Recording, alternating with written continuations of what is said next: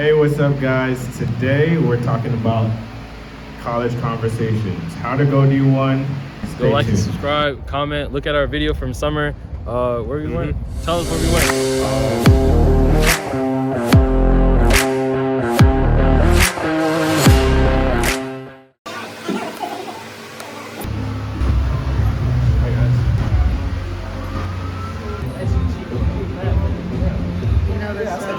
Thank you to everyone for showing up today, showing up for yourself.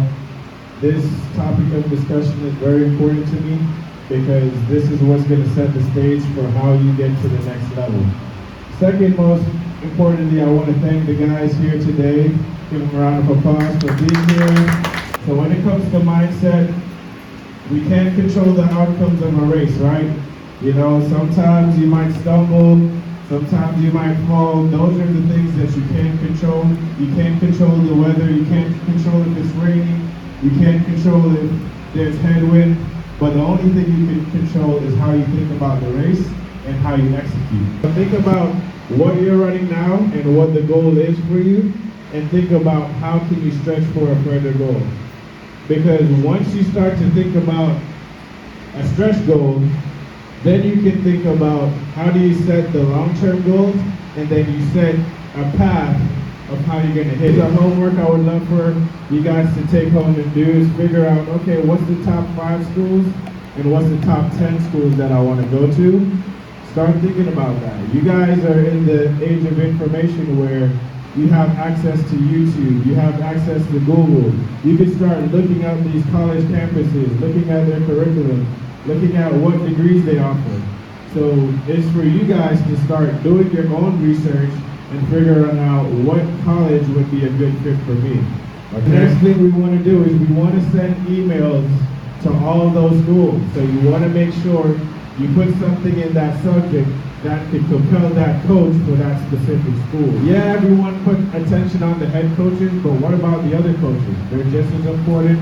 They have the same leverage as the head coach, and they can let the head coach know, I have an athlete that's interested, and their DMs or their emails might not be as flooded as the head coach. Take notes on this one, this is really important. It's a great website for you to start tracking where you're at. What it does is it allows you to be able to see what the schools require. The most important part we're going to talk about is your academics. If you want to get 100% full ride for track, you're going to want to be the top 10 minimum in your state. You want academic scholarship and you want track and field. When you couple those together, that's how you typically get your full ride. As soon as you get into high school, your goal is to do your best your freshman year, your best your sophomore year, junior and senior year. Because when colleges look at your GPA, they want to see that every year you're doing your best to excel. Most coaches, they want to see that you have at least a 3.2 GPA. Having a 3.2 is basically the gatekeeper to say, all right, we'll take a look at you and say, we'll have you a part of our program. They say they offer you that scholarship in December of this year, and you're like, all right, cool, I'm going to wait until next March to show interest and say I'm interested. Well, the funds that they might have allocated for you in December might not be available in March. So if you wait until March, you might end up getting a partial scholarship versus a full scholarship. So track is considered an individual sport. There is a very big team aspect of it, and that's something we even focus on at this level. We want to see emerging leaders. So make sure that when you go on your college visits, when you're a part of the team, you interact and you engage with your team members and be a great leader. The next thing I'm talking about here, how many points can the athlete score in conference? So for the college at that point is how much points can we rack up as a team so that we can come out victorious in that conference. So they're going to be looking for athletes that can not only do well in their individual races, but they want to make sure that when it comes to the 4x1 and the 4x4, you're somebody that could be a good candidate. When a college coach is calling you and showing interest, then it's going to be very important that you guys show, hey, I have interest. I want to be that person that takes the team to the next level. Show that level of leadership. All right, your performance. We're in a digital age, guys. At this point, you want to have good quality videos that you can send to your coaches to show them what you're doing. Turn it over to Mr. Marche McDonald. One thing about Marche, he's been very focused over the last couple of years. I'm really proud of him. So without further ado, I'm turning it over to Mr. Marche. What do you want to look for? I'd say academic-wise, like what do you want to major in? What's your minor? Everything. You got to figure that stuff out even before you go. Or if you don't, they'll have like a point in time where like they'll help you figure that out. If you're going to college to go party, all this other type of stuff, no, don't do that at all. That's not what you should be looking for at all. That's what I can tell you 100%. Tyreek, I'm very impressed with his performances last My name's season. Tyreek, as you know, and for my college visit, I really enjoyed it a lot. I went out there to look for was the academic support and how the coaches would treat you, and how just overall how the athletes are, and how the team followed the schools. And the school was just nice overall. The major that I was looking at, it was nursing. We went to the nursing building, and they offered like a great nursing program. Facilities were amazing. They got a new indoor track coming in, and we even got to see the old track. It was beautiful. Just the people there, they were just amazing. I just like. Samari actually committed to Harvard University. He was second at state in the 100, second in the 200. 20.84. I mean, that time speaks for itself. Not a lot of guys come out of high school running that fast. Harvard had to offer. Give it up for Mark.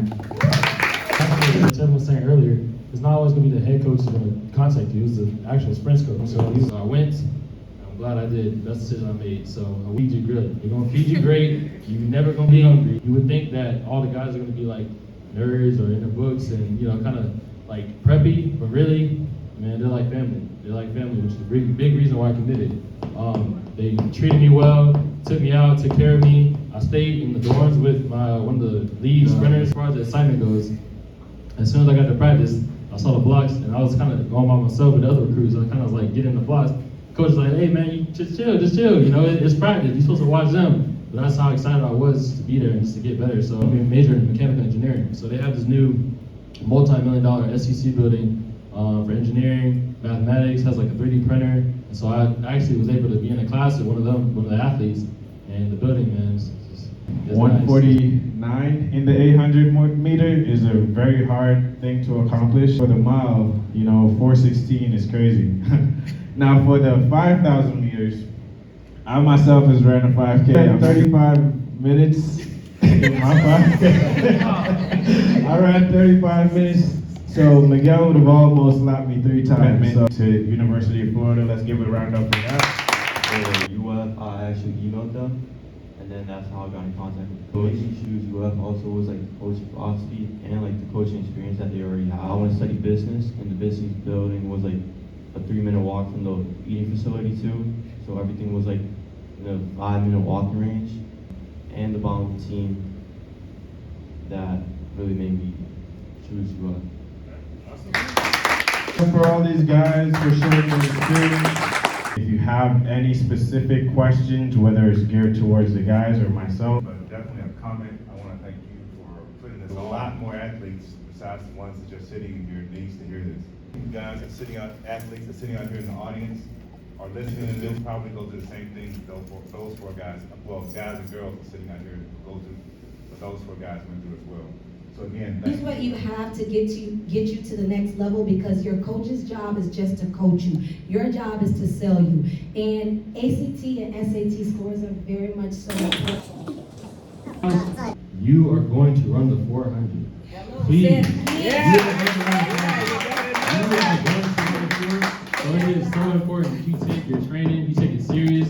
This man, one of the best coaches I ever met. I know, been working with him since 7th grade. You're going to run the 4. That's how they're going to determine what event you're going to run, how strong you're going to be. You're going to run the 2, the 1, and also it's a fundamental race to set you up for pretty much the 8, the 2, the 1, whatever you want to run. So you're going to run the 4. Be prepared now. Do the work, hard work now, so you can reap the blessings later.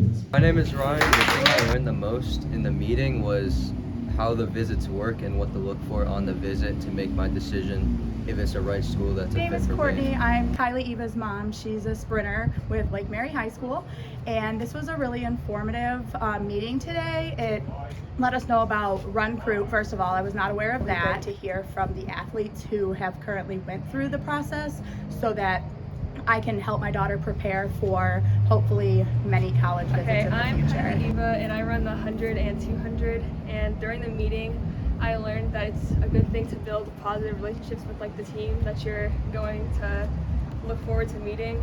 So like I feel like you shouldn't try and be like closed off when you actually go and go to college. Hi, my name is Terrence Reeves. I do 100-meter hurdles, 400-meter hurdles, and high jump.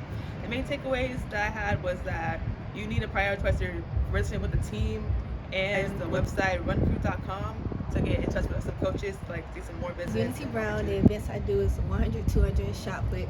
The main things I took away from this was to keep your mind open, make a great impact on the team and coaches.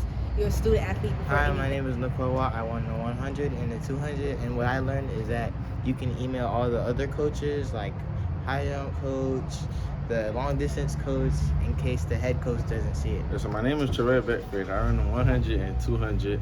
What I took away from this means that you have to keep your scores and grades up, you know, and try your best to score good on your ACTs and SATs, and always keep your grades up no matter like in your whether you're in middle school or high school, you know, because at the end of the day, coaches look at that and it gets you more money and it can get you a full-ride scholarship depending on what school you want to go to and what schools offer you.